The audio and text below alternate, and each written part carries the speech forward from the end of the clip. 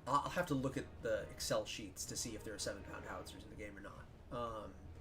But yeah, they're a fairly common, like, by the end of the war, the Prussians are attaching 6-pounders as battalion guns to their units, and then also, like, per brigade, like a 7-pound howitzer. Thanks, guys. I mistyped. I'm at work. Do not tell my boss. I don't know your boss, but I would not rat you out, my man.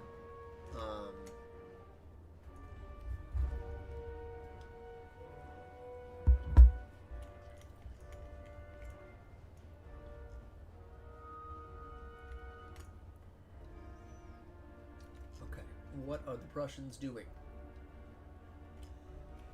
Kind of shadowing us here. Okay, let's get that artillery into the fight here. So one of the things that we talked about as far as like the granular accuracy of armies in the 18th century was whether or not you should be able to fire over your own men, and it's something that was occasionally done, especially if you were on hills or if they were howitzers. But I try not to do it just because it's not something that was done a ton historically. So as I lose my artillery here to enemy small arms fire, you'll at least know that I'm losing the game in a really historically accurate way. So you can razz me for that, I'm sure. Yeah, I want to say that system of artillery comes about primarily after the 7 Years' War as a result, because he is like an advisor, I think, who observes the Austrian improvements in their artillery in the 7 Years' War. But yeah, I would agree. There's some stuff that like postdates the period already. You have like cylindrical ramrods, I want to say, and that's more a creature of like the 70s and 80s than it is the 60s. But yeah, it would be cool to see some of this stuff implemented.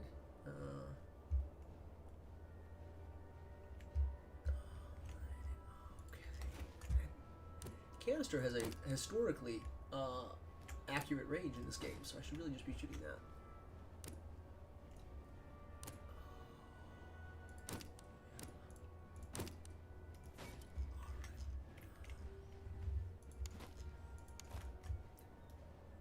Canister is not a short-range weapon. It is, you're firing a canister like 300 yards if you have heavy guns. Let's also, I've been completely forgetting to equip Buchenwald with my Austrian Fusiliers, which is, the Austrians actually have special like buckshot rounds they equip their infantry with in the 7 Years' War.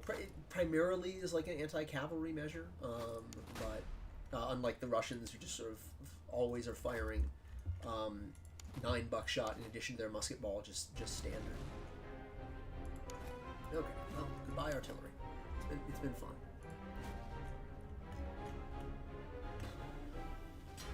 Yep, there we go.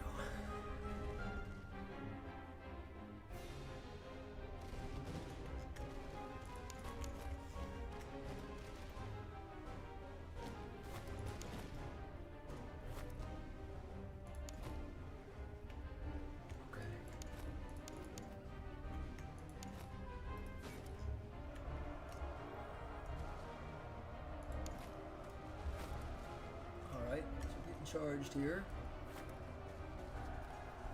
Should see how this is all going to turn out.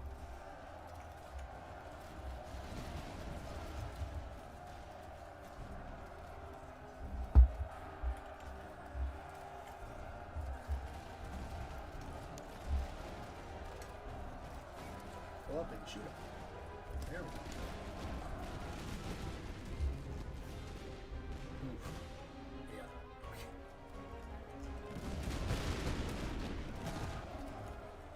There we go. Oh boy. Oh, yes. Wow. That was very fortuitous.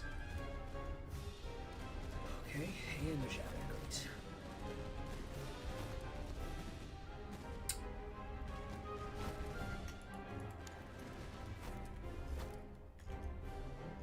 Okay, so we lost a Fusilier regiment down there.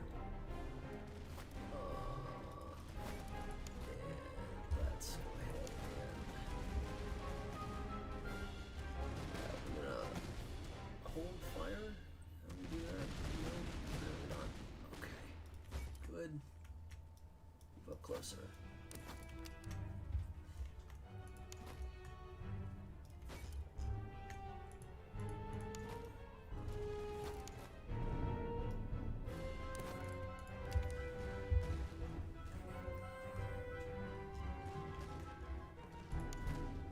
Yeah, so that is something I've seen in the reviews, is people are saying, man, cavalry would never have charged guys front on, cavalry would never have charged sort of fortifications. It happens at, like, Kunersdorf or Zorndorf, I can't remember exactly which battle, but there are cuirassiers who actually charge a Russian readout in the course of one of those fights. I think it's at Kunersdorf, because it's my friend Jegor's Production who's sort of done the archaeological work on this. So yeah, is it, like, you know, not optimized? Certainly. It does happen. Yeah, it's maybe a little bit much sometimes. Which army did I enjoy playing the most? So, I have mainly played Prussia. I've played a bit of Austria, and I'm playing them now, I guess. But primarily, I've done Prussia. I've done a bit of Russia. I did England for like a second. Have not done a ton of France. So I am excited to sort of see where that goes, and work on the French a bit. But there's just a lot of good options, and especially with each army having like 3 different subtypes, it's hard to get around to all of them. Yeah, making Battlefield AI is an absolutely tricky job. You're absolutely right.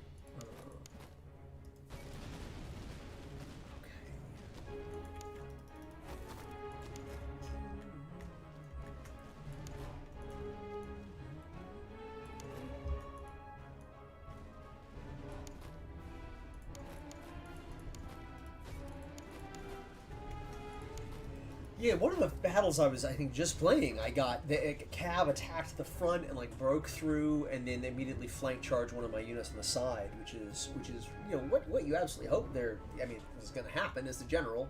That's 100% the goal. All right, come on. Is this towards my turn? Yeah, it is. So let's. Oh man, those Prussians, they load so quickly. You hate to see it. There we go. Let's get the Prince Roberts in there.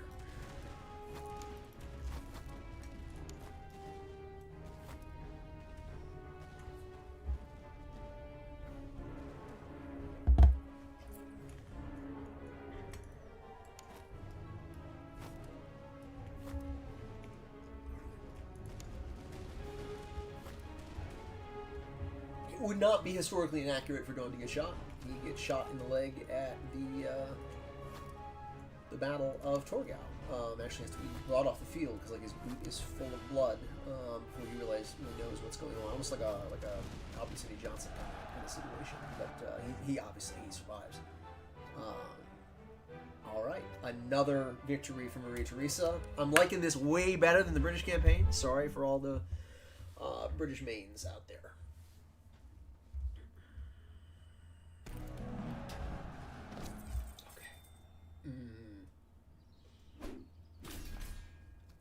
So let's. I don't know, I'm a big believer in veterancy here, but I think we've lost Ryan, so I don't know what to rename these regiments. I'm gonna have to sort of go through and need some more ammo too. I have to go through and get look at the Irish regiments and the Austrian army. Oh yeah, Hanover. There we go, my man. Yeah, I was just playing Britain, and yeah, I like the Hanoverians a lot. It's a great. Yeah, I mean, there we go. Thank you, Ryan. I'm glad to see you're back here. I was asking for you before. All right, incredible. So let's just do that now, and I can sell this stuff here in a minute. The British is hard. You need to go full XP. So like experience. I ended the game with 4 brigades, but most of my units level 8. My background is American military history. Do they have drill commands similar to the rear? Number Wallace pink facings. Okay, I got you. And you can pick 2 there, Ryan, because I think we've got 2 Fusiliers who are ready. So in the 7 Years' War, you do see in the Prussian manual the idea of like breaking and reforming, which like basically the unit commander would grab the colors and like move them to a new position, and the entire unit would quickly reform. Okay, so give me 1 second here. I gotta now that we've got Ryan back, I've got that was the next stock. I've got what color are the next stocks on these? So this one will be brown, light purple. That's about as good as we can do for light purple, unfortunately. I think Ryan. Ooh, well, I'm doing this for you, Ryan. So you tell me which one you want, dark blue or light purple. But this will be something. So are we definitely doing Wallace for the other one?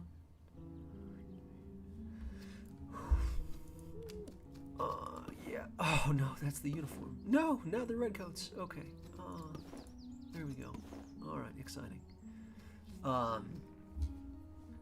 Wallace has pink facings. They have Puchels. The Austrians don't have Puchels until the 1760s. Is that right?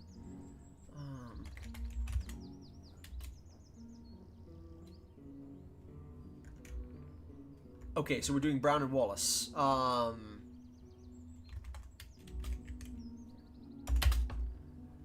Okay. And then we're going to do Brown, and Brown is number 36, yeah?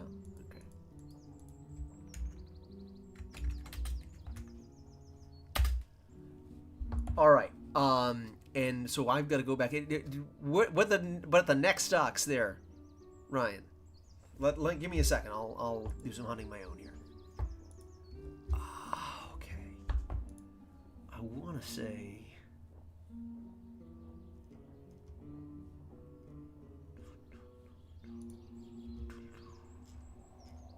Got red neck stocks, just like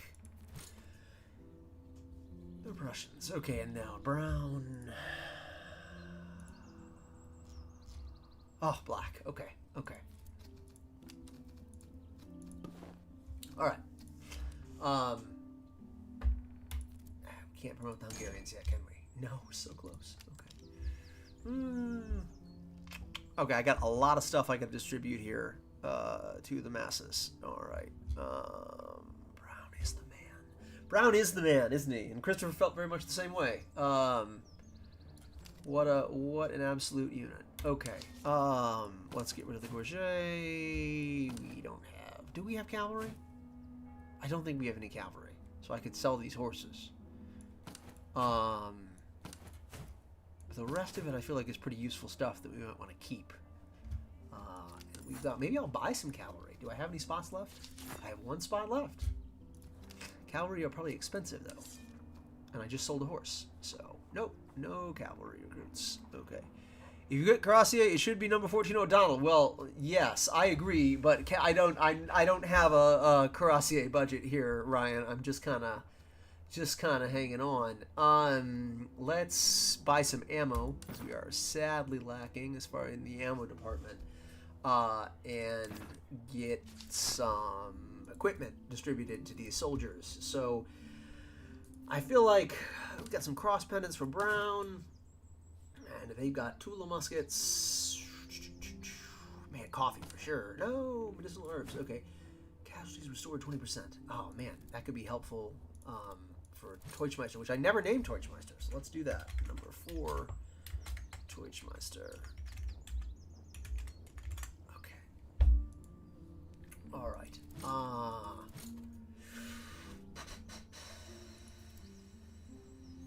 Where are my people with worn muskets? Right here. Let's give the Hungarians some cover. Let's give the Crownland recruits some shoes and maybe some Although, no, we really want the better regiments, don't we? He's already got one. Morale and stamina. Renzer. Do the habitats. Accuracy.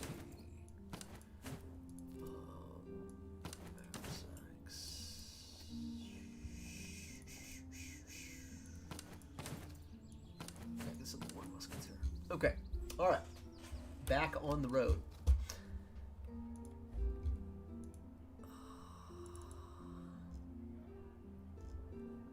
Well, how's everybody doing?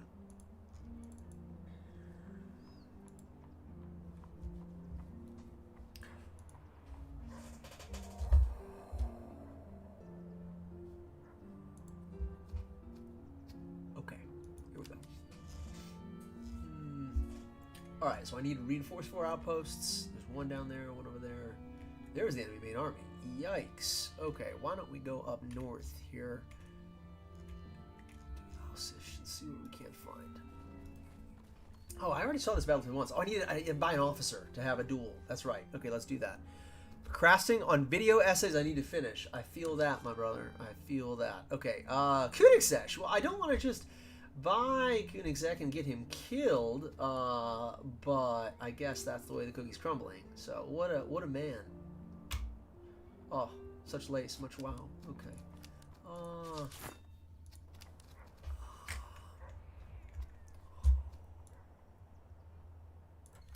What are the essays on? Oh no. A moderate chance he's wounded. Likely chance your officer wins the duels. If he loses, he's killed.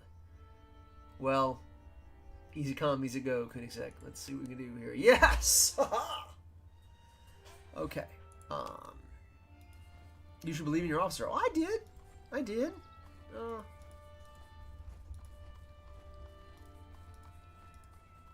I mean, with a last late night like Kabinettskriege, he's destined for great things. Okay, should we go to the battlefield first or over to Aussig?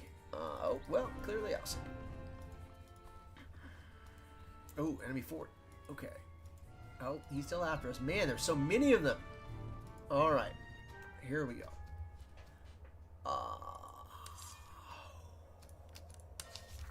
I feel like I got to start raiding some of these towns. And also, what did people say earlier? Put forage on. Campaign visiting 15 provision consumption. I need to reduce my provision consumption. Oh, yeah, I could drill. But really, raiding is the OP stance. He might have gotten a promotion because of the experience. Thank you, Nikolai. I appreciate that. He did indeed get a promotion as a result of the experience. Cover, explosive, veterancy gain. Clearly is what we want. And another one. Efficient. Oh, yes, incredible. Keen. Supply wagons? What they about? You think? What? Star Trek Voyager? Hold on. Working on an essay with the race, writing studying history, and probably identity the lens of Star Trek Voyager episode Living Witness. Star Trek Voyager. I don't recall that episode, but I'm a big DS9 Voyager era Star Trek person. I was a little too young to have. I watched the last couple of seasons with my parents of TNG, but that's my era Star Trek for sure. Okay, supply wagon, accuracy. I feel like I might be leaning towards keen, but because I'm generally just an absolute dunce with my artillery. But people are saying supply wagons. So Nikolai, it's your fault if I lose. All right, here we go. And I've got one piece of artillery, so yeah. All right, should we run down this army of Cantonists here? 6,000 guys. How bad could it possibly be? Pretty bad. Let's do it.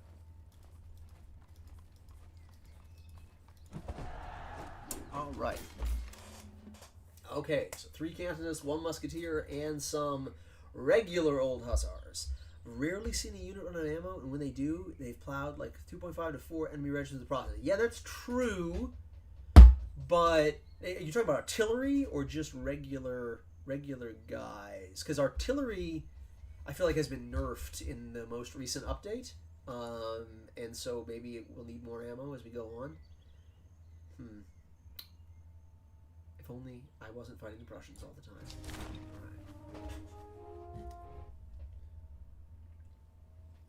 Alright. Living Witness is the one with, oh, nice. That's really cool. Man, I gotta watch through Voyager again. Very cool. Very, very cool. Fascinating. Alright, man, it's good to see our units with actual names here on the battlefield now that we finally promoted some of these recruits. Thank you, Ryan. And let's go see what we can get up to here. Alright, so we're gonna have the named boyos go up and see if they can't hold some of these fences while the other guys who need some more XP swing around to the right.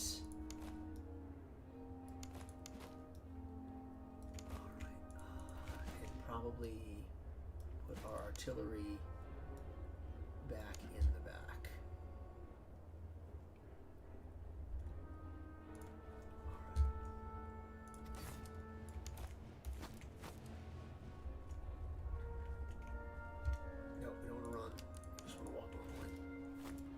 It breaks my heart to say, as someone who is always trying to remind the public that 18th century soldiers ran on the battlefield, but exhaustion is a real thing, so we're not trying to like run a 5K before we start shooting.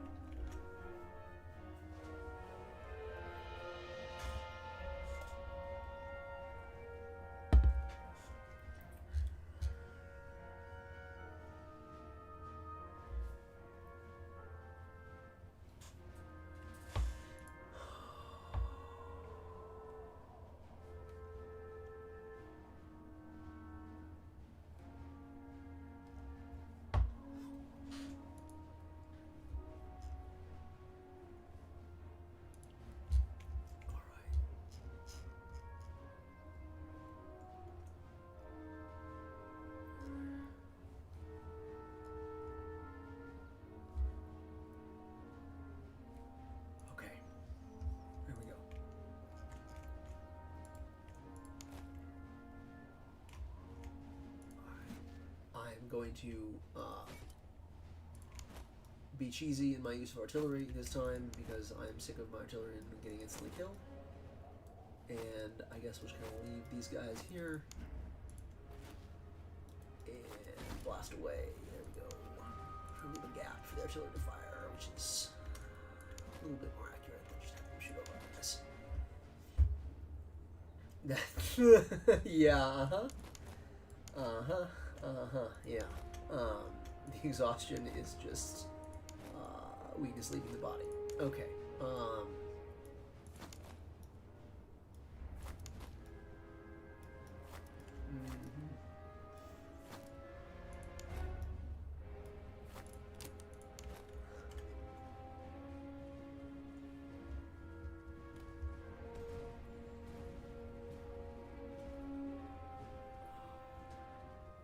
So what's something you all have learned from the game that like you didn't know before? I saw a guy earlier say he had not heard like the Von Rad Hussars or the Observation Corps. Like what are you guys learning from the game?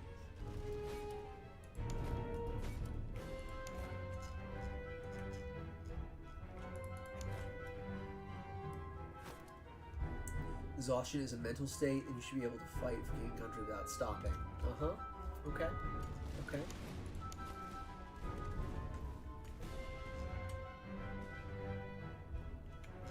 Oh, here we go. Alright, so let's fire there and turn off that. So you can just pause. Yeah, just anyone who has a musket that is currently loaded.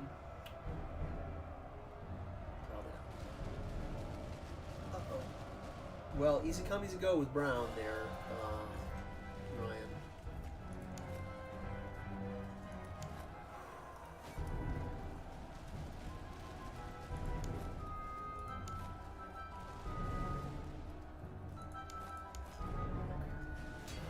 Oh, and there go the artillery. Love to see it. Okay, Brown has resisted the charge of the Prussian Hussars and is hopefully going to unload into this apple soon.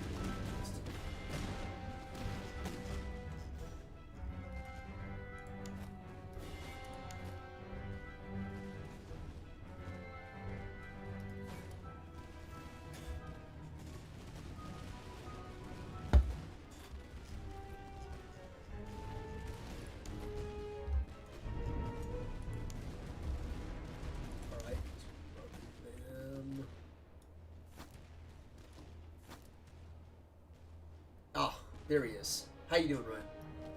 Yeah, Brown survived the charge of the Prussian Hussars, and now is trying to clean up on this end of the battlefield. So,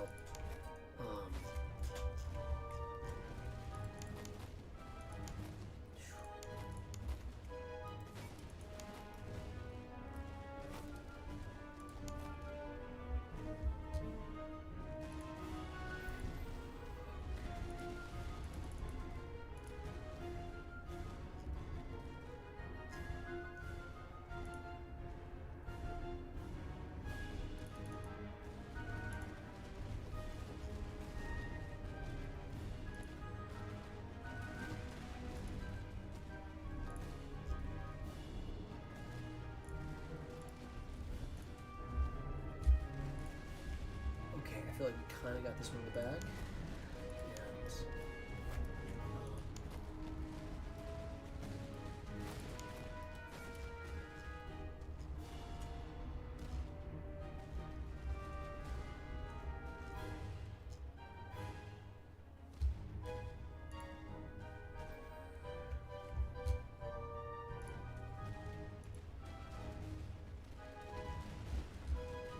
There go another unit of Cantonists,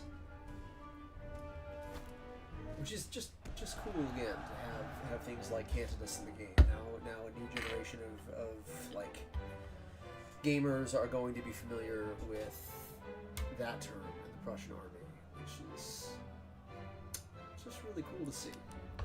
A lot of watching at the same time, trying to lead 5 brigades named yes against a massive Prussian army. Where are you at in the campaign? Are you in like Act 3? You in Act 2? What's going on, Ryan? What are you doing? Oh, we got some Gabions. All right, that's nice. I feel like veterancy or maybe money. I don't know. I'm a big believer in the veterancy. So we need to buy some more reservists. Oh, 22 much promoted. Okay, come on, let's go.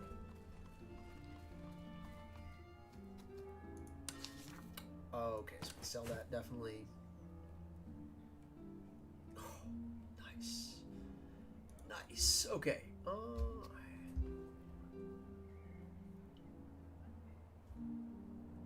Yeah, absolutely, Nikolai. That's what we're hoping for.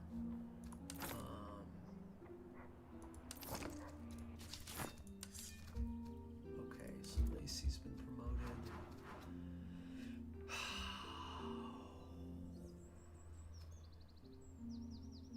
Yeah, I feel like I'm fine with that one. Here. Ooh. Officer death chance +5. Delightful.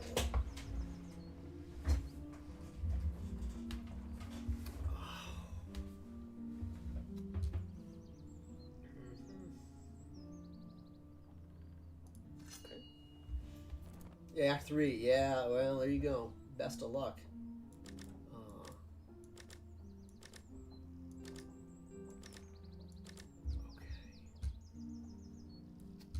Okay, so I feel like how much do we have room for one more? So let's actually sell some of this stuff.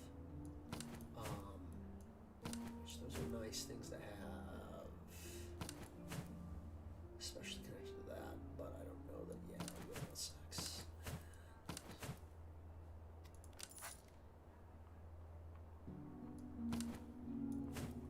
Oh, excellent. What regiments of renown or unique units or whatever the actual name for them is do you have, Ryan?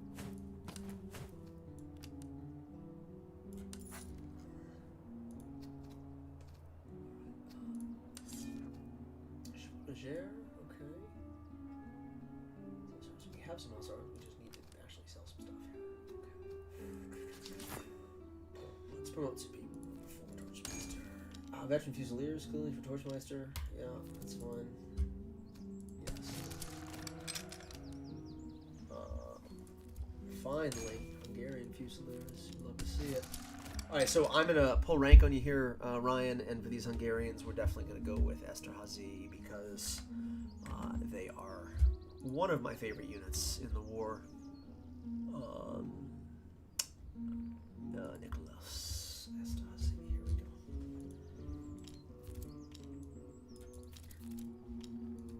Ooh.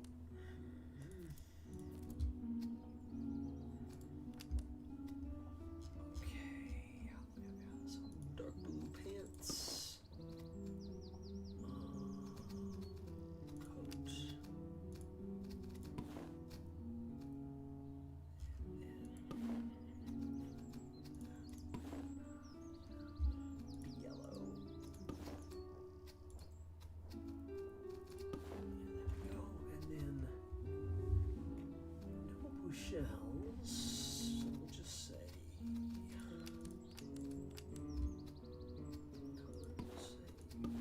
Nope, not that. Still no. There we go. And then. Oh, by 62, they're dark blue. Interesting.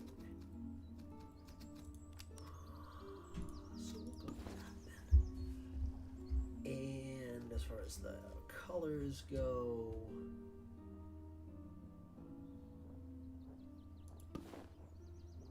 yeah.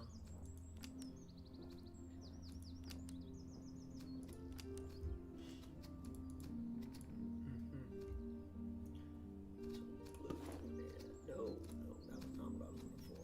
All right. That won't work.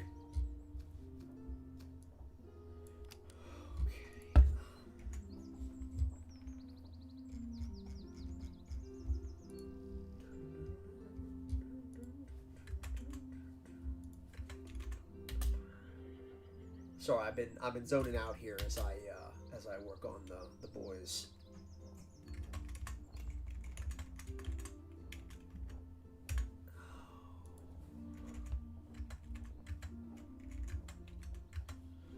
Okay, and I'm gonna replace those ones. Okay, wow. Let's see.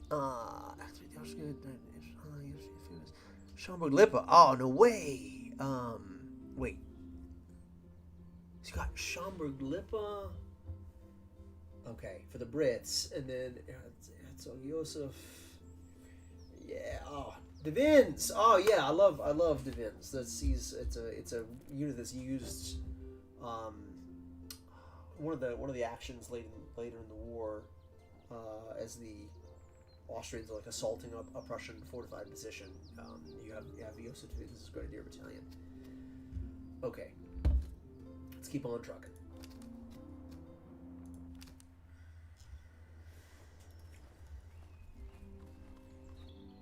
Oh, don't want that. Yeah. Ooh, let's go. Ooh, we're also out of ammo. Oh my gosh. Okay. Well, Kunizek, good luck here, bud. We're doing another duel. Ah, man, he is just on fire.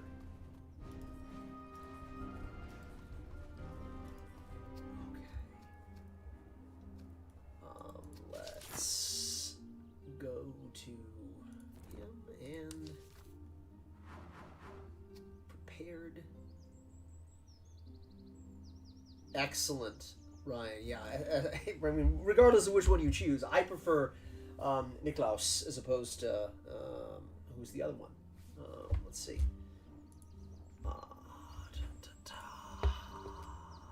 Joseph, yeah, of course. But I'm partial to the blue skinny jeans that these men are wearing. Okay. So we're getting to Prague. This is good.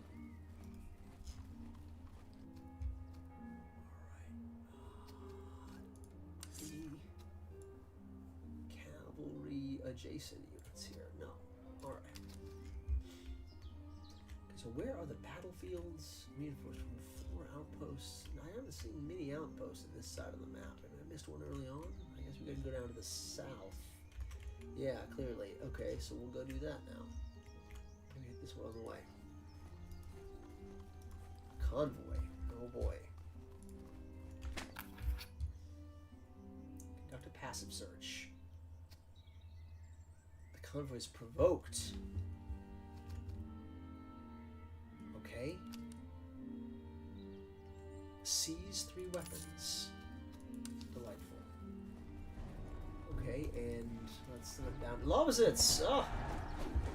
The Battle of Lovazits. Maybe a little smaller than in the real thing, but still fun to see this all coming together. Okay.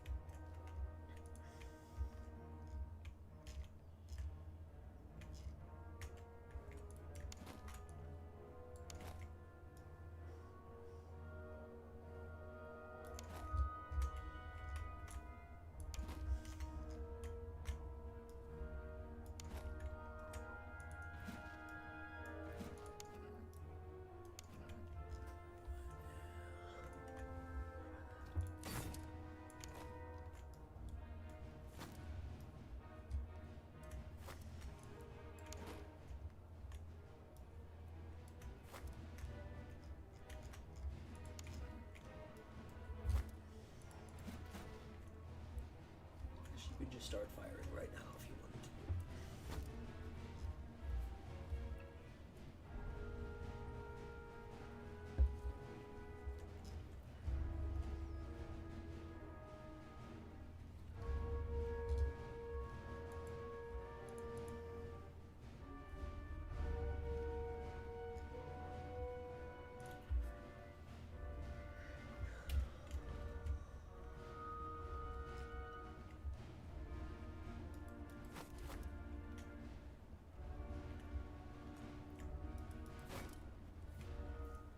Don't do counter battery fire with your guns much.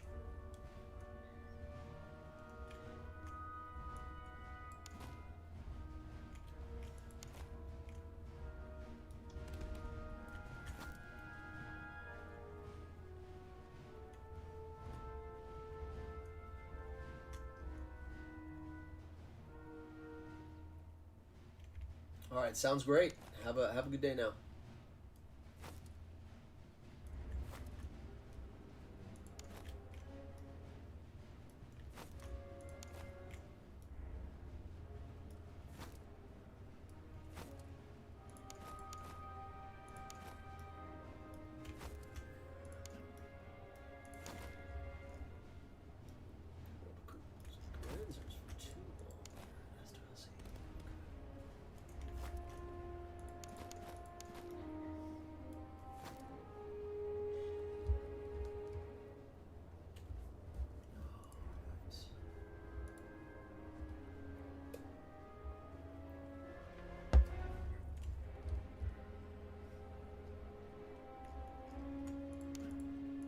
Anybody not bought the game yet? Sort of thinking about it on the fence.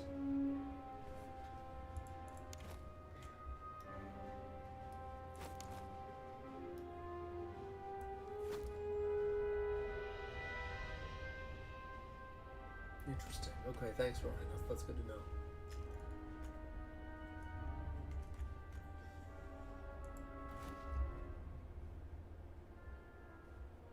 Just for the sake of survival, I might switch the target over here.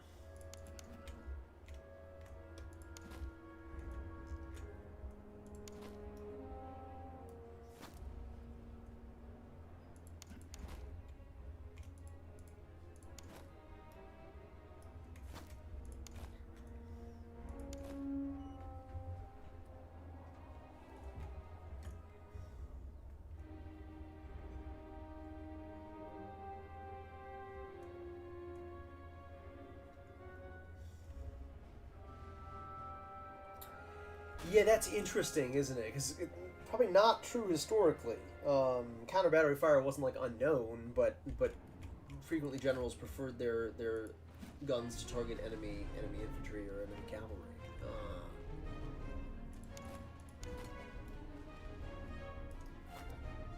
I think at Liegnitz in 1760, you have a description of a. It's viewed as a very high art form in terms of what the gunners can do. A Prussian infantry officer, like a brigadier general, gives basically like a cash reward to some gunners if they can put an enemy battery out of action. And so it's not something you see incredibly common, but it's something you see in the game a bit. Okay, well, I guess we're about to find out how proficient our guys are.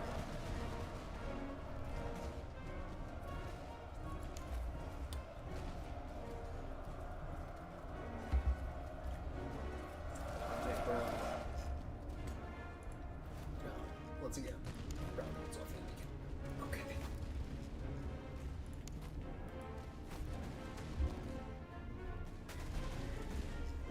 Yeah. Bad day for those listeners. Yeah, absolutely. I mean, I think honestly, Empire Total War kind of suffers in that same thing. Okay, well, Franco recruits. Man, this is a quick one.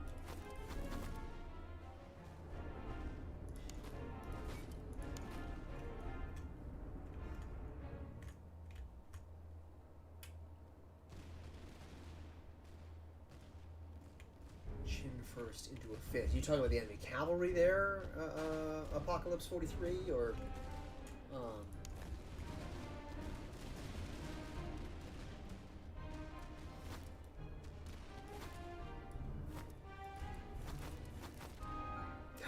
yeah, there you go. There you go.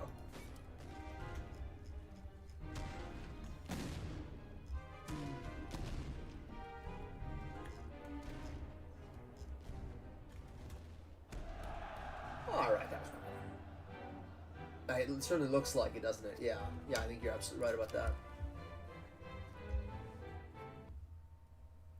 Yep.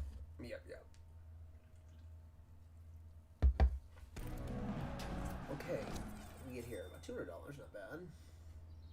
Any stuff we can sell though? Yeah, there we go. Now we're talking. At some point, I'm gonna have to choose something other than veterancy for Battle Reward, but need to buy some. We're going to the south, right? So I'll go to Winslow.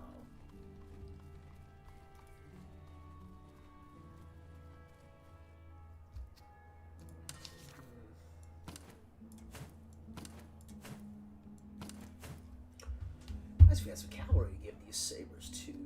Alright.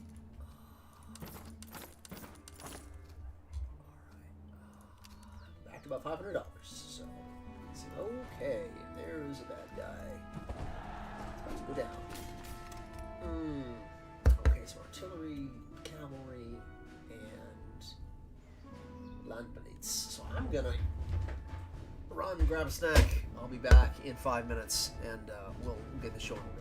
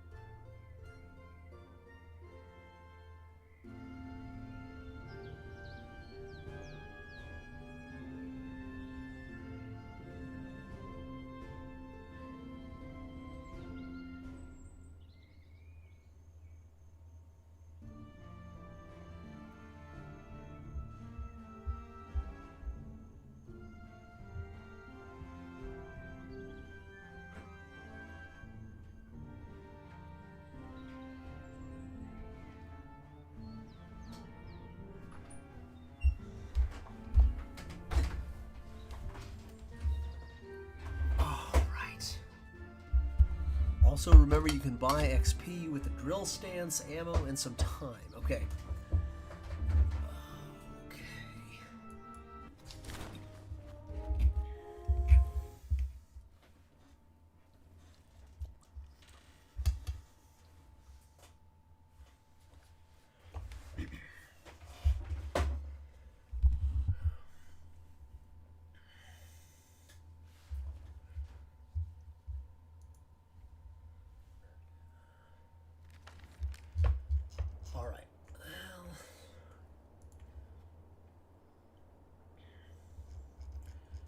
Looks like we're going to try some of this counter battery fire.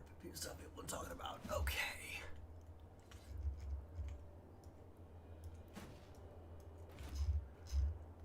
Yeah.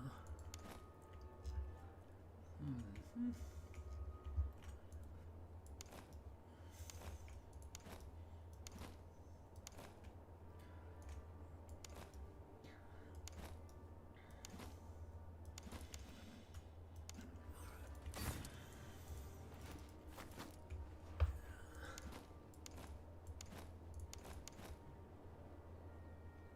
How many units like unique units, has everybody unlocked yet?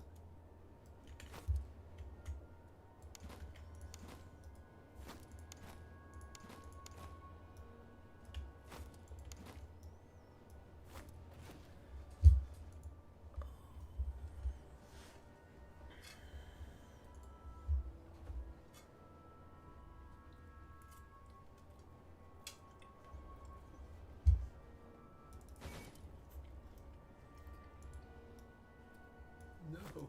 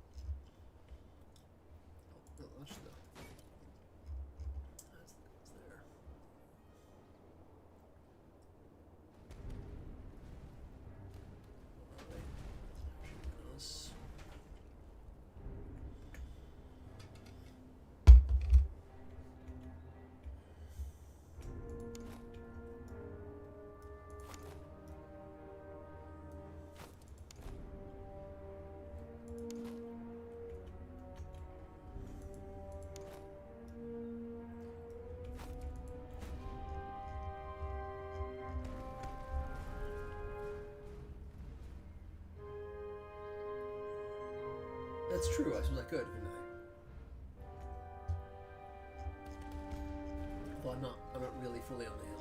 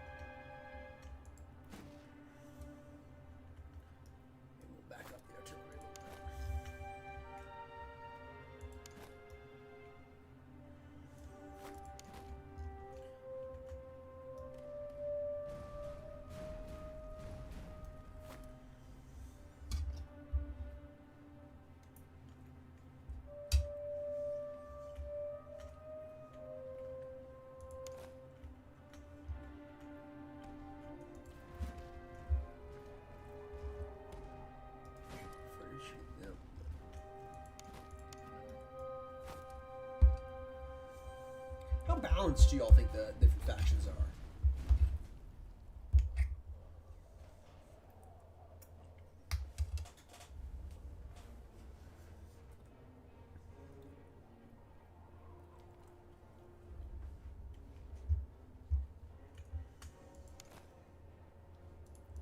Like, is a campaign as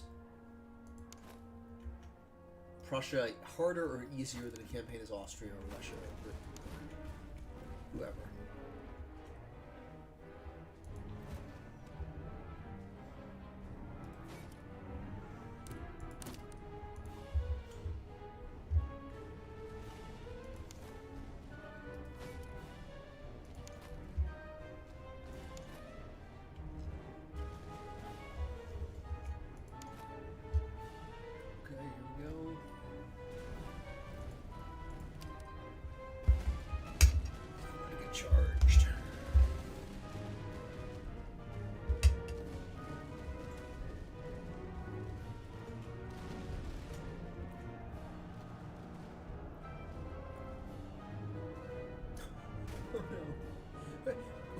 is this potato face grenadier? Someone in Maurier's painting, or like what's the story there?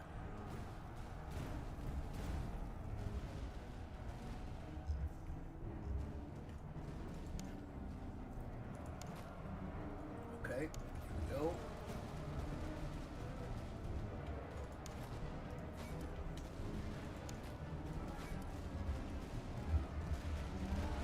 Oh, that's right.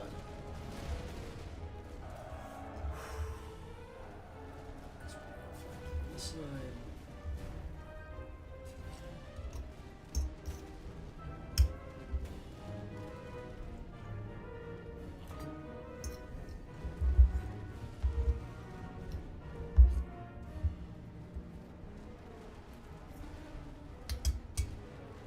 Okay, that's good.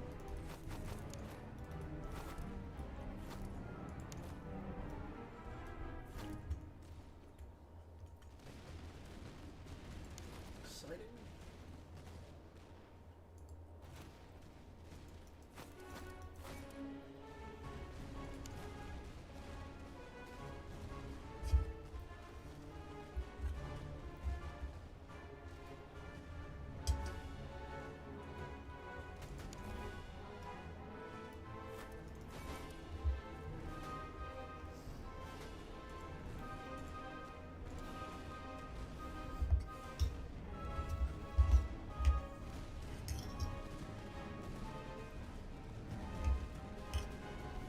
Should I do Russia or Prussia next? What do y'all think?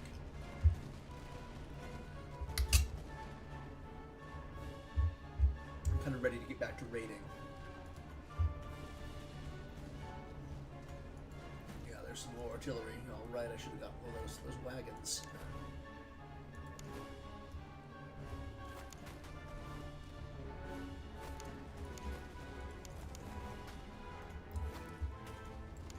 Tumble, maybe.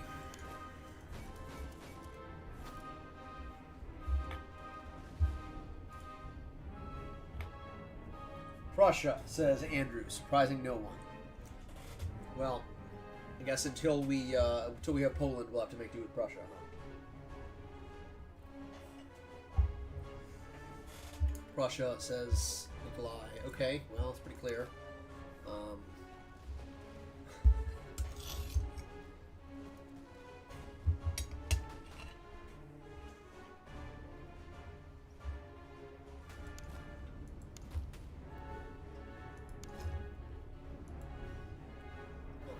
are we doing on the right here?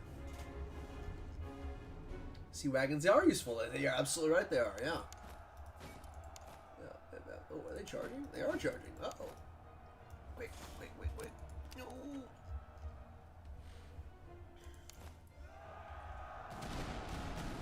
Okay. We'll see how useful these Hungarians are in actual hand-to-hand combat.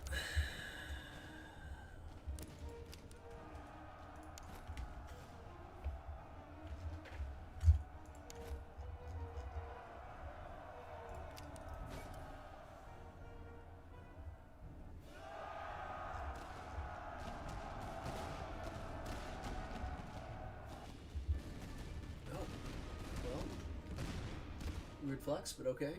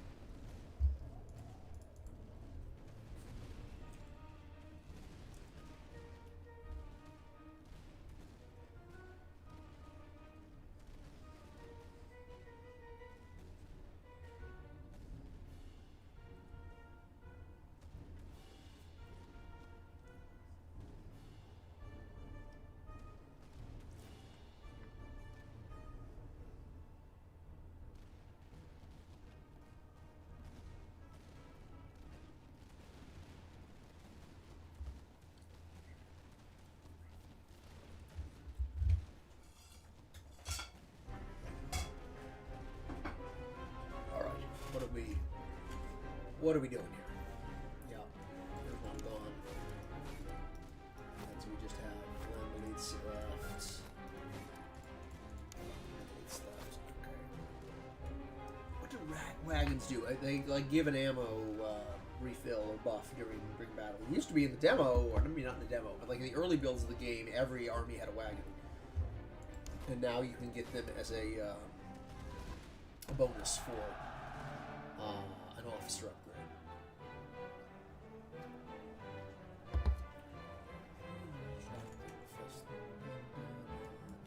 Okay. Well, I think I am going to switch over to Prussia because that seems like the two of you who are watching the stream want to do. And we'll come back to Austria here in a moment. Oh, and I just got all that money. Maybe we'll get some more money and see if we can't buy some cavalry here.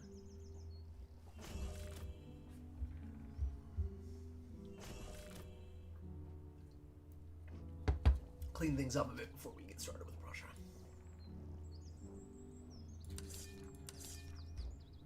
Okay, good. And we can promote our Grenzer.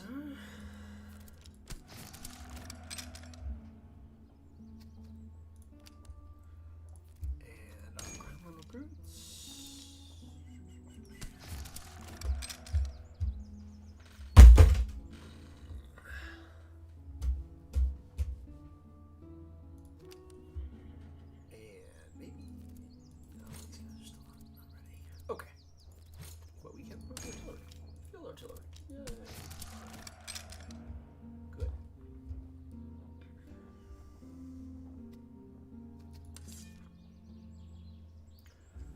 Okay, so the people are demanding Prussia, and so we're gonna switch over to Prussia here.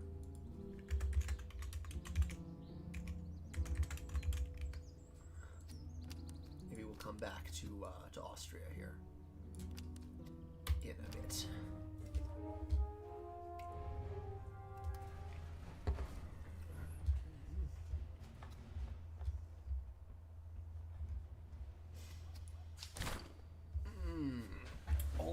Okay, so I have not yet won a campaign, so I'm not able to unlock the old core. So I think I'll probably go with the Cantonists to start out with, and see how we do from there. Hopefully we'll get a raiding mission, and I can raid Thuringia or something like this and make some money.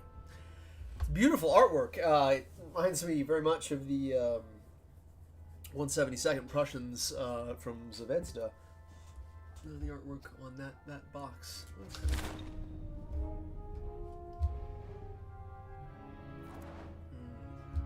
Occupy? No. Siege 2 forts. Man. So 3 campaigns, no raiding mission. I guess we're just gonna raid in Thuringia anyway, and we get the Bayreuth Dragoons regardless. So let's do that.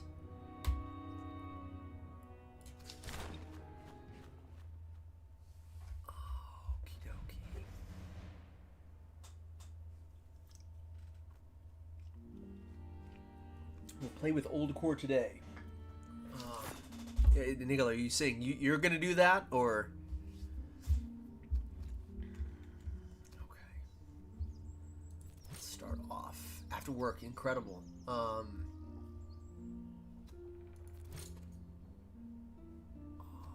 right. So let's give the veterancy gain to one of these guys.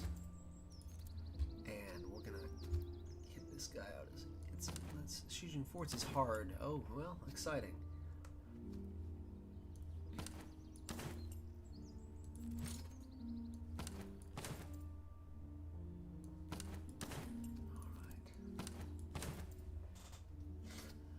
Alright. Okay, here we go.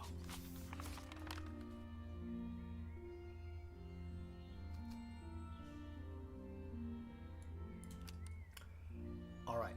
So, let's go in. We're gonna fight the first battle here.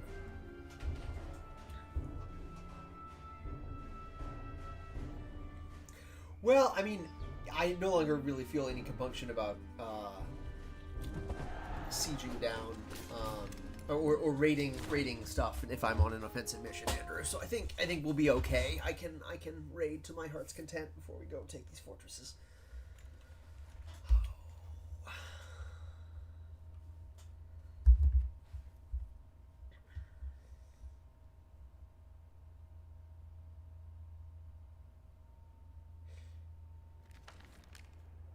Pipe gives accuracy and reload. I don't know. I have to find it again. Is it not wasted on the cavalry? Accuracy and stamina, and the cavalry don't have guns. So yeah, that's true. I was thinking that my cavalry had carbines, but they don't. So let me switch that out after the mission. Right.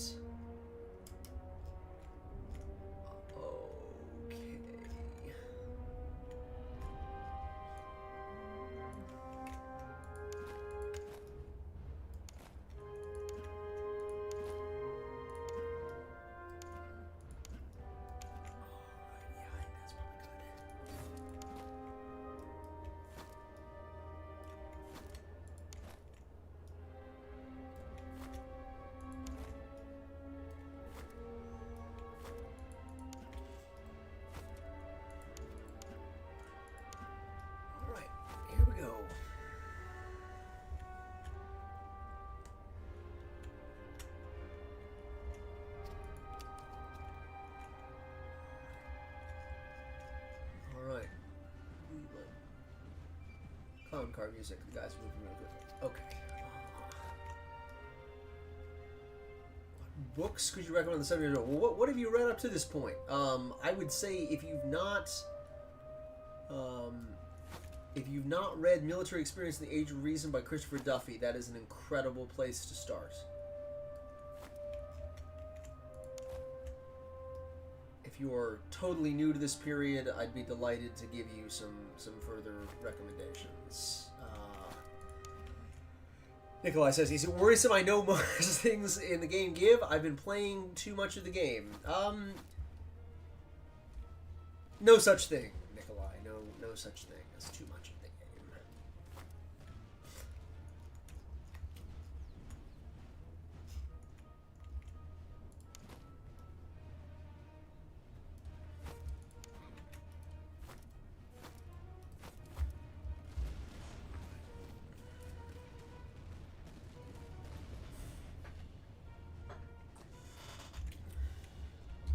Okay, will our provincial cavalry here with their wasted tobacco square off against the Grenzers? Probably not very well. All right, here we go.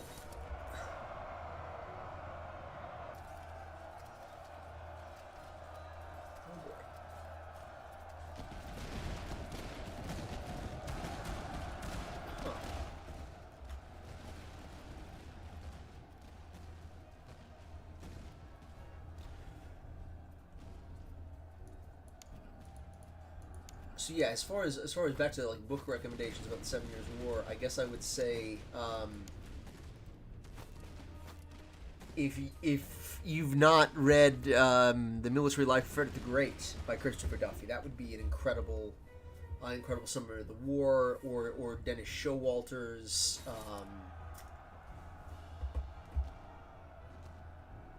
Frederick the Great Military History, I think is the name of it. But he's less of a specialized 18th century historian, but is still a really knowledgeable guy, and it's a good summary of the Prussian army in these wars. If you want something on a particular nation, or even maybe a nation that didn't fight in the 7 Years' War, let me know. Shattered them, but Renzo cavalry is reforming. Let's just stay here for a minute to get our stay here for a minute to get our stamina back.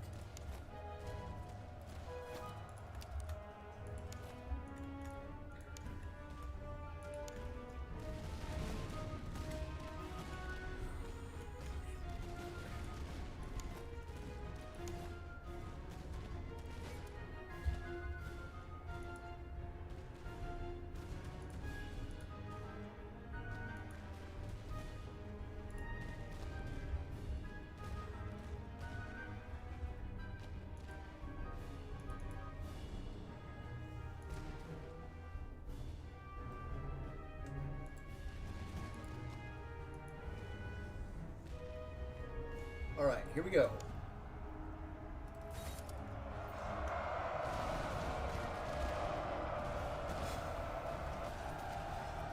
These communists are all idiots.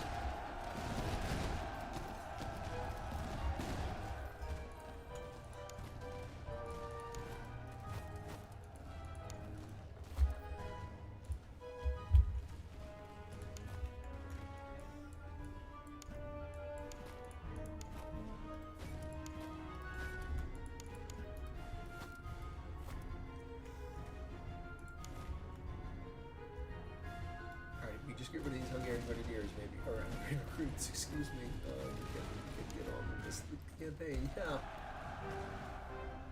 Gloria.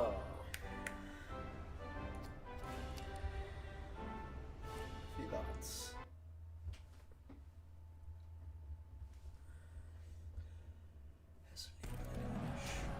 Okay. Got some money. Get some veterancy for sure now, because we're back to start the campaign. Let's see if we're gonna walk into the village so I get some more troops here before we merge the ground. Okay. All right. And so we have ammunition.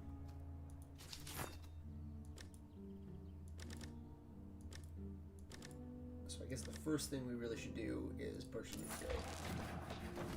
And then sell some of this stuff. We take our useless tobacco off of our provincial cavalry and give them some nice stiff jackets, which is colorettes. There's a lot of fun there. Let's see what else we can give our people.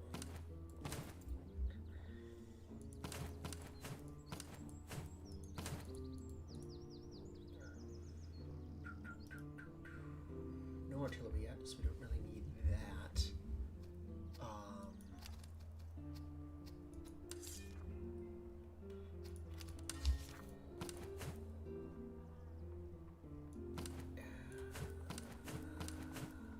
Hesitant to give up all this stuff. But I do want to go with that. Okay.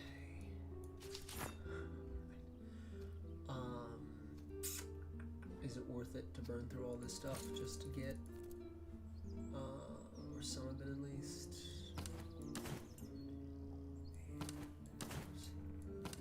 Another unit, if we can. Let's see, 25, no, it's not. Okay, so let's burn down this town. And, get moving. Secure 6 settlements. Interesting.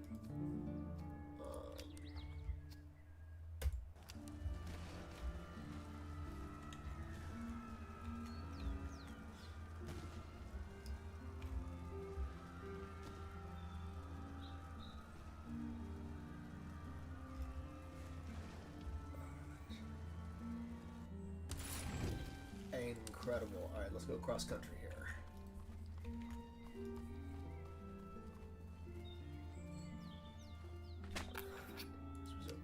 Absolutely.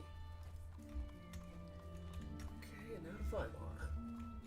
A siege 2 forts.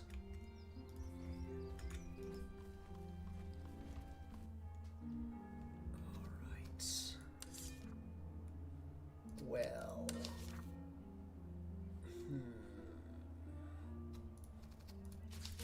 Let's see if we can put on. Can we put breastplates over the stiff jackets? Looks like we can't. But I guess we can replace the stiff jackets with them. 15% versus 25%. Yeah, that works. Okay. And then for our musketeers, let's give out the cartridge boxes.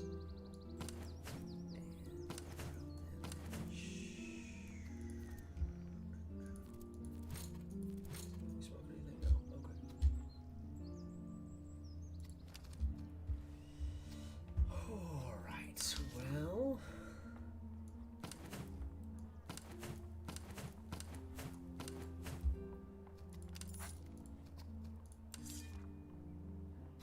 It's more Cantonist recruits. Why don't we just do that, or save up money for another army, or another unit in the second brigade? Great. Let's burn down this time.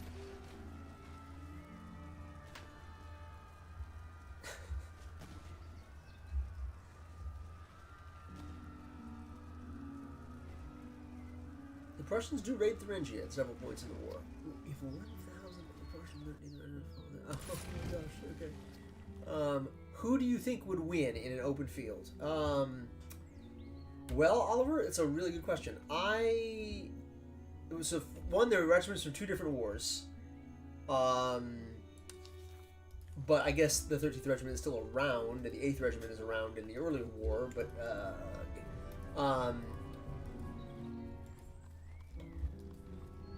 I would probably give it to the Itzenplitz Regiment, just because in the Revolutionary War, the 8th Regiment doesn't do a lot of, like, large-scale combat operations. But, like, the idea of just fighting an enemy in an open field...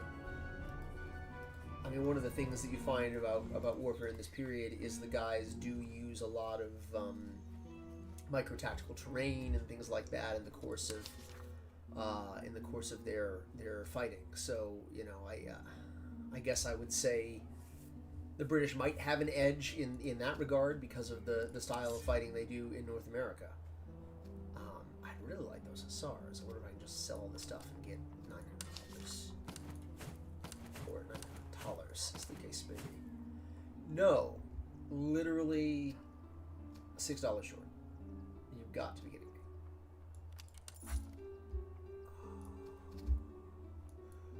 What if I unequipped something? I mean, I guess I'm going to burn down the town in a second anyway, but what if I use like a low value item that I could take off? Or I could just raid the town for one day and then come back about it, guys. Let's do that. Alright. But increase the price. That makes a lot of sense. Okay. Oh, and there they are. I wonder who's on there.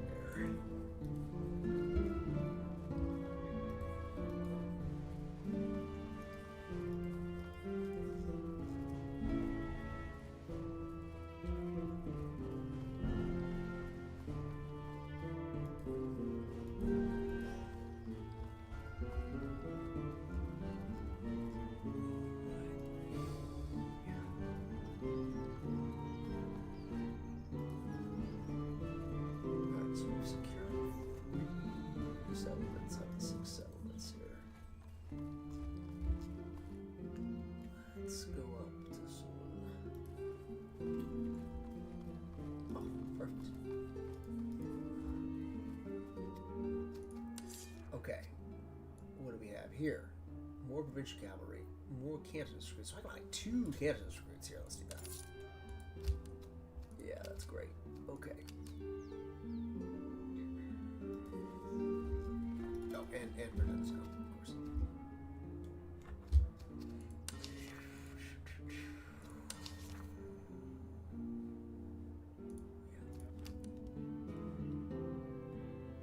Oh, nice! From Quebec. That's great. Well, I would say, yeah, if you've not read anything on the 7 Years' War at all, look at Daniel Baugh's The 7 Years' War. Is that the 7 Years' War Global History? I should really know this on the top of my head. Where is that book? I have it right here.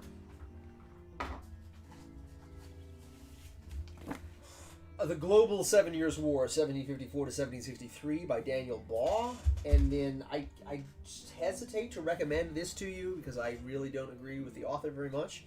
But Franz Szabo's The 7 Years' War in Europe, 1756 to 1763. They're both okay places to start. If you just want the stuff that's going on in Eastern Europe, then definitely check out the Christopher Duffy's books that I mentioned. They're both great. Both Frederick the Great and Military Life, and also Military Experience in the Age of Reason. Just read Military Experience in the Age of Reason first. That's just a good baseline of information to have for 18th century warfare as a whole. And I would go from there. Ooh, exciting. Okay, so we're going to have to win this battle and then quickly leave. to avoid getting killed by the rest of the enemy. Who's in blue coats there? I wonder who those guys are. Alright.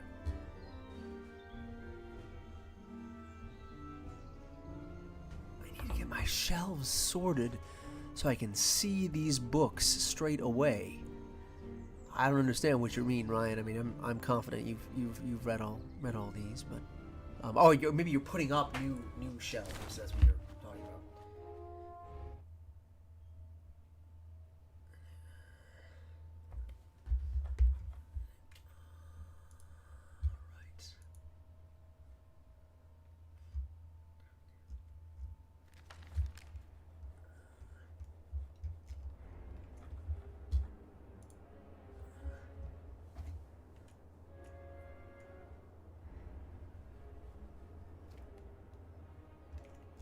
Right. Oh, very exciting. What are you reading on that?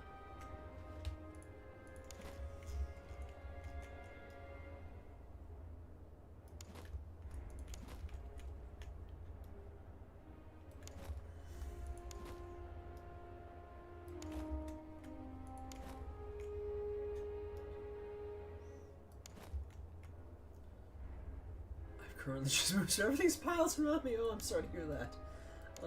Well, it's never fun.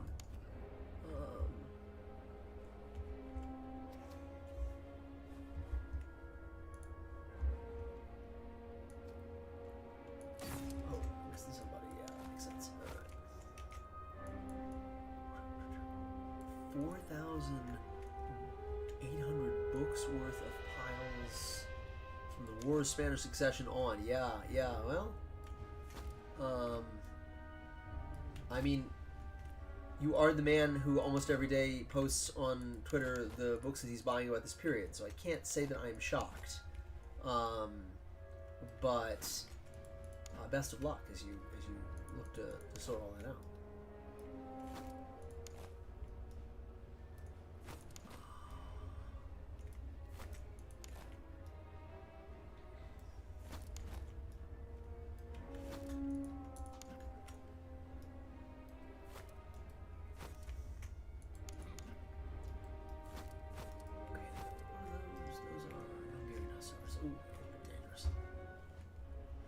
Okay, here we go.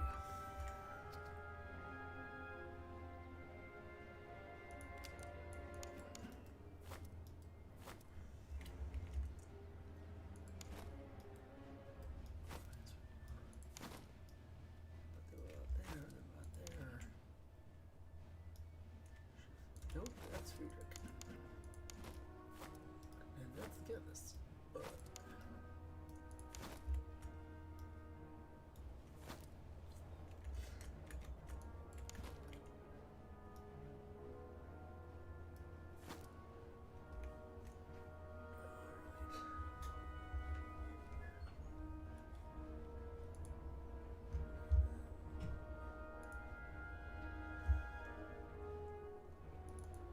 Well,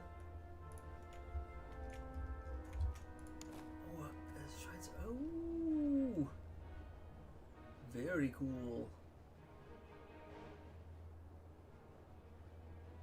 That's exciting. Very exciting.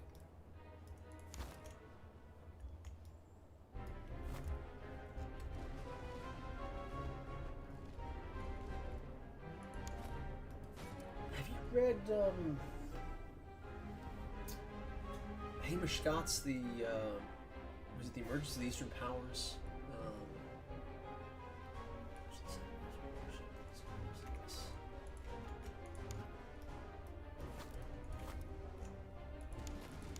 I was thinking about trying to assign that for my students, but it's a pretty specific book for a general class on the history of Russia.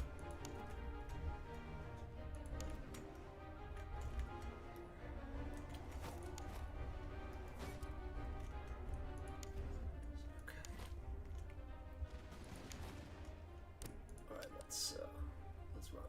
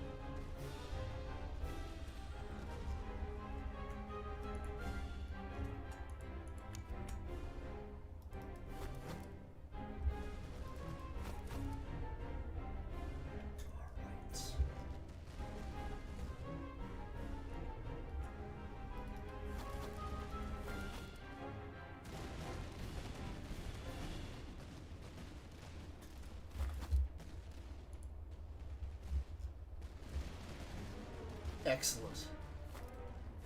Yeah, it's a good one.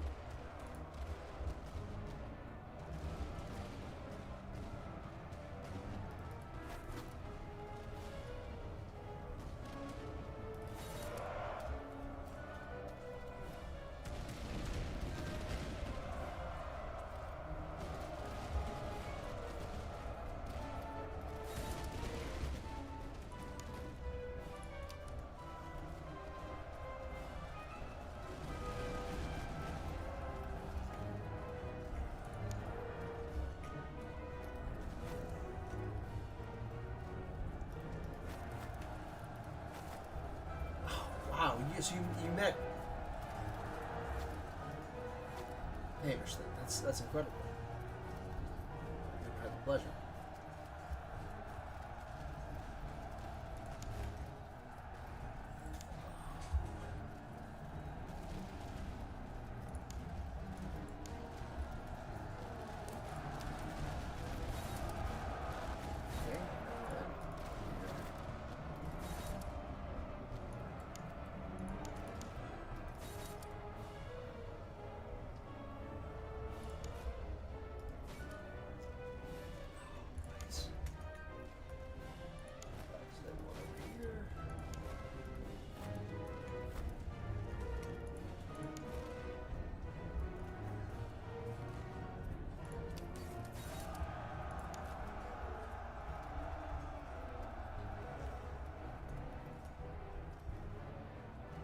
Oh yeah, I read that when I was an undergraduate. I had to get a 3-year library loan. It's a good book. I think Kaplan still kind of influences my interpretation of what happens in the 7 Years' War when I lecture my students. Okay, well, we're doing all right. Let's get the cavalry out of there.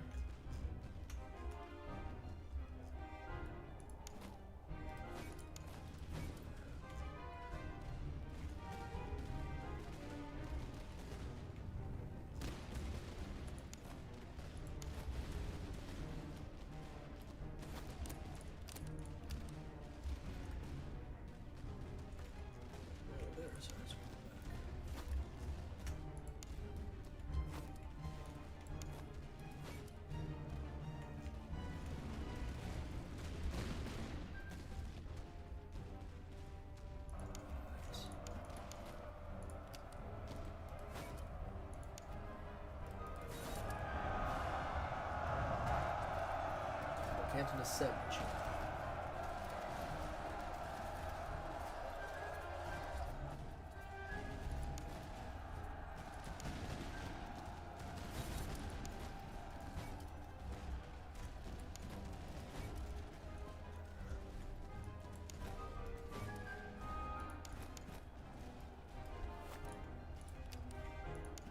I believe we got this one in the bag.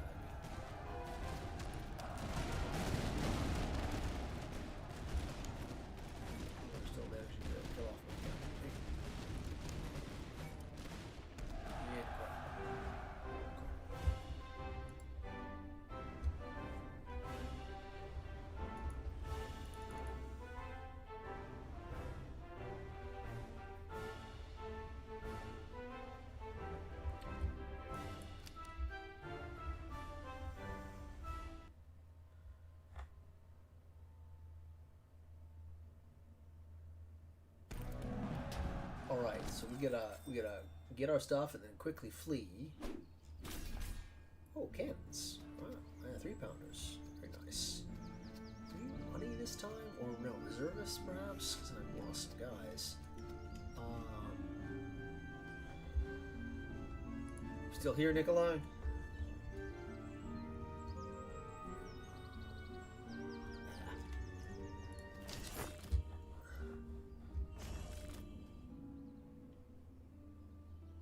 Oh, yeah.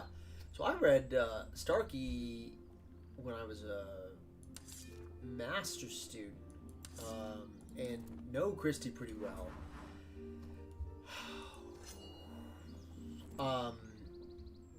As far as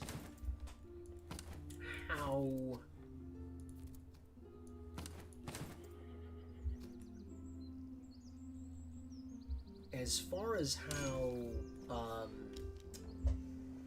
well like there are certainly academics in Europe who have complaints with Christie's work. I tend to think that, particularly if you're looking at France, it's pretty good.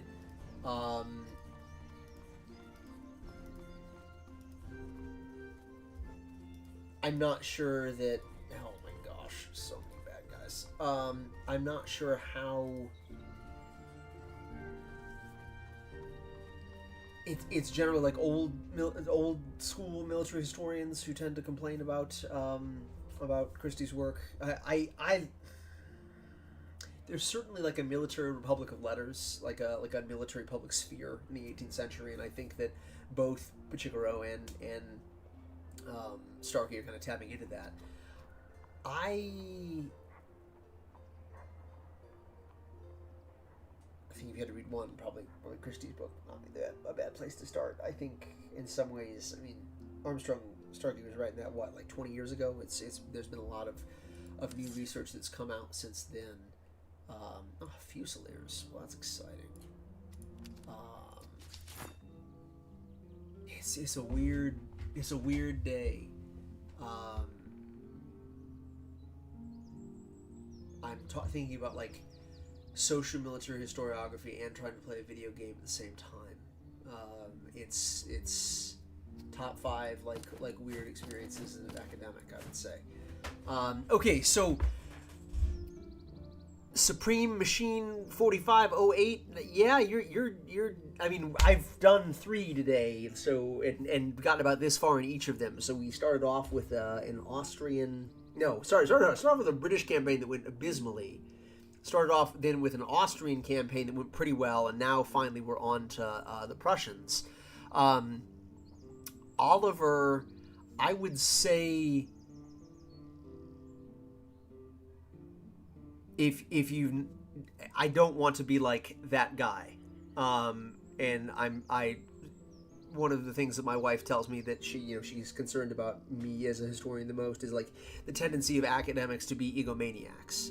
But if you have not read my book on infantry combat that came out in January, I would highly recommend you do so. It's a evaluation of what these battles were like from like the ordinary soldiers, the enlisted men who took part. That kind of focuses on the way that they were flexible in combat. They fired at longer ranges. They fired without orders from their officers. So if you've not read or not familiar with that, I mean, you can find a lot of what I have to say like on Twitter about this. But selfishly, I would say check that out. Please buy it from my publisher. They'd love the extra income. What do modern battlefield archaeology and casualty data tell us that 19th century historians missed? Yeah, so I mean, just in some ways, like the micro details of these battles. Like my friend, I mentioned a couple times now on the stream, but my friend Jegors, who works on the Kunersdorf battlefield, is an archaeologist. He's been able to kind of argue that like cavalry units were in positions on the battlefield that we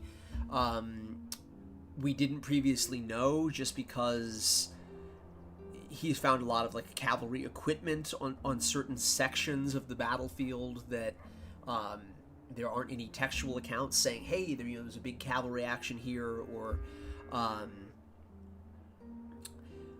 Apocalypse 43, like Keegan's Face of Battle stuff, kind of, I'd say really read the book. I do absolutely try and, Keegan's Face of Battle is more just moving beyond the like the tactical manuals, things like that, and looking at the experience of battle. I'm specifically trying to look at it from the perspective of like the ordinary soldiers, and so like not even like what do the officers say combat is like, but like what do the ordinary soldiers say combat is like. What is combat from their perspective. I should have prefaced this by saying sorry if this is all in your book. It's okay. I mean, this is why I'm on Twitter and doing streams and things like this. Like you try to find ways to connect with an audience and get people who are interested in this period kind of more aware of the realities of what actually occurred. But yeah, the name of the book is Infantry in Battle. If you're interested, I'd be happy to talk to you more about it if you want to like write me an email or send me a message on Twitter or something like that. And Ryan, thanks so much for hanging out today. I would say that having a copy of Savory's book, it would signed, would absolutely be a prized possession. What a treat. I imagine he's long deceased now. I mean, the book came out the 50s or 60s. So that's really quite incredible. Okay, back to the game. Let's see what we can find here before we have to burn down this town.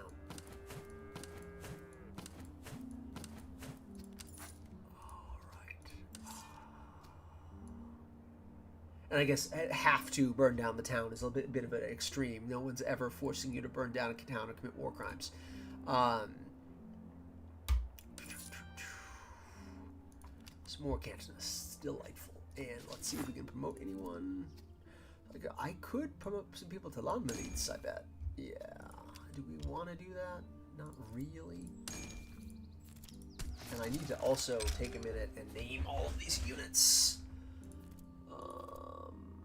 Musketeers, yeah. Okay, so we could promote people to Landmiliz, but I think we'll just kind of stand pat and keep trying here. Okay. So there is a 4,000-man army.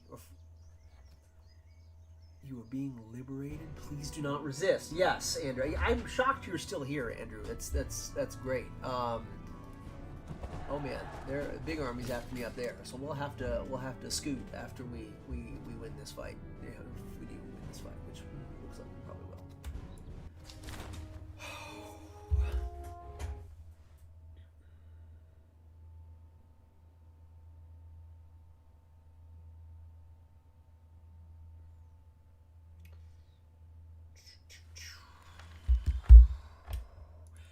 What does everybody do for Halloween?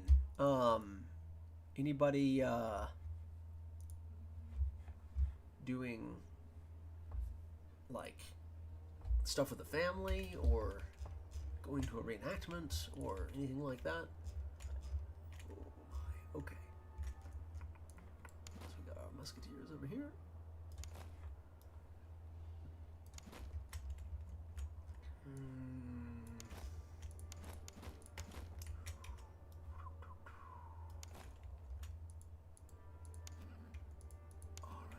Provincial cavalry, put them back in the back here. And then the Cantonists will be over here. Great, okay. Alright, let's go do this. So, pass out candy to students. Okay, that's great. Do you teach somewhere, or what's the who are the students in this scenario?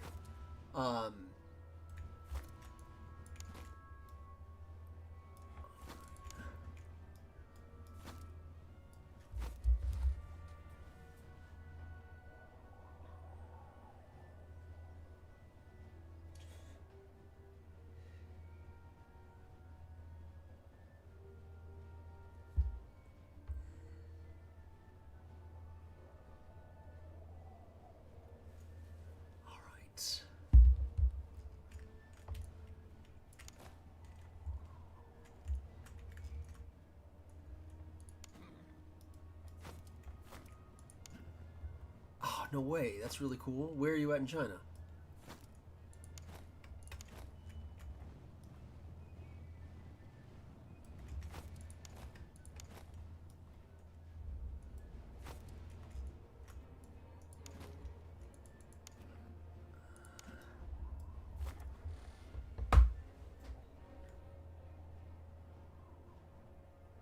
Yeah, I believe that. I have a podcast called Prime and Load with a guy in England, in addition to a Marine who was out of Buffalo. And he was kind of saying, wow, it's crazy how Halloween wasn't really a thing there when he was a kid, but it's sort of become big in the past 10 years. Beijing. Okay, that's really, really cool. Really, really cool.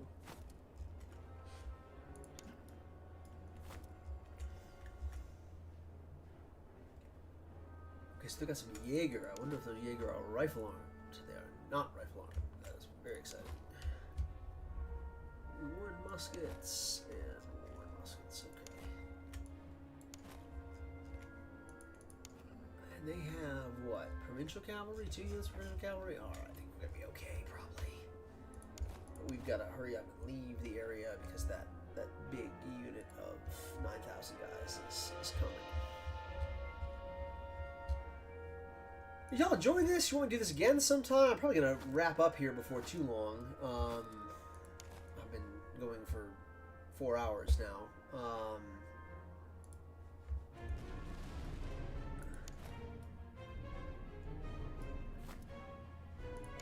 I guess this could be a semi-regular thing while the game is kind of new. Reenacting. No, I have 3 different muskets, Andrew. I've got a 1763, but really it's 66 if you look at the modifications. Charleville, which is a reproduction that was made in Japan by a company called Moroku in the 1970s. I have a British 1769 Shortland, which is also made by the Moroku company in the 70s, kind of trying to capitalize on all of the American War of Independence reenactments that were happening in the 70s. And then I have a more recent made, I think it comes out of South Asia, like India or Pakistan, Prussian 1740 musket from like a Potsdam, like a Prussian musket. So, yeah, I carry those muskets depending on which impression I'm doing.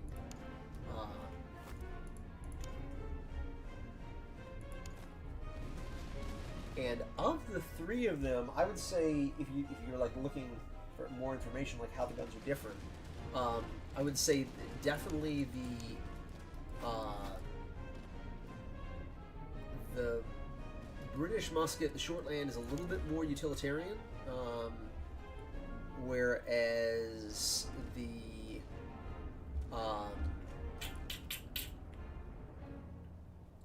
the French and Prussian musket both have a few more bells and whistles, they are front sights, and the Prussian musket also kind of has a back sight. The British call the bayonet lug on the end of the musket a sight, but both the French and the Prussian musket actually have a sight in addition to the bayonet lug, so specifically for aiming. And as I said, the Prussian musket also kind of have the back sight there, so really, really interesting to see how the weapons evolve and design, weapon design over time here. Uh-oh, I'm about to get wrecked here.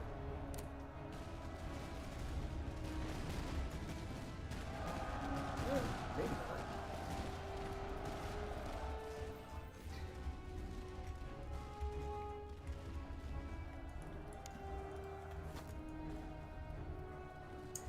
Yeah, it's pretty common. I mean, I would say really the Dutch musket is more of like the AK-47 of the 18th century. It's very utilitarian and ubiquitous. I mean, everyone uses these. I mean, even the Prussian army is like buying muskets from the Dutch in the course of the 7 Years' War. But that's not great.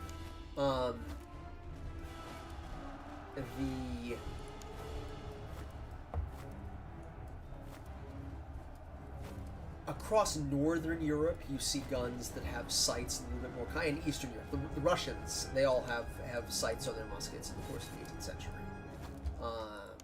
But it's not always present in Western Europe, and it's definitely not present in England, which is why you frequently read in English language books from the 18th century. You couldn't name the muskets, and they didn't have any sights, and of course none of that is true. I'm going to talk at Fort Ligonier tomorrow, and they have a Swedish musket in that collection that has a front sight and a back sight on the musket. So kind of depends nation to nation. You have to try to be a little bit more specific than just giving out these general critiques. And all right, that's 4 hours. I think that's about going to do it. I don't know if I'll do this again this weekend. Like I said, I've got to go talk at Fort Ligonier tomorrow, and then my wife and I are doing trick-or-treating in the neighborhood for the children tomorrow evening, but maybe later on tomorrow night, like Central Time or Eastern Standard Time. I'll think about trying to do another stream. If you've not, follow me on Twitter, and I'll post there when I'm getting ready to do one of these, so y'all get some advanced warning. Absolutely, Apocalypse 43. Have a great rest of your evening here, and I'll see you folks next time.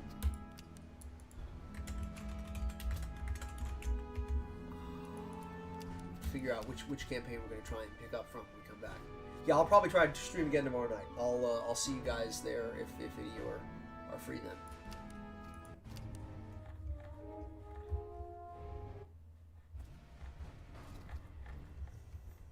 Absolutely, Andrew. Have a good night now.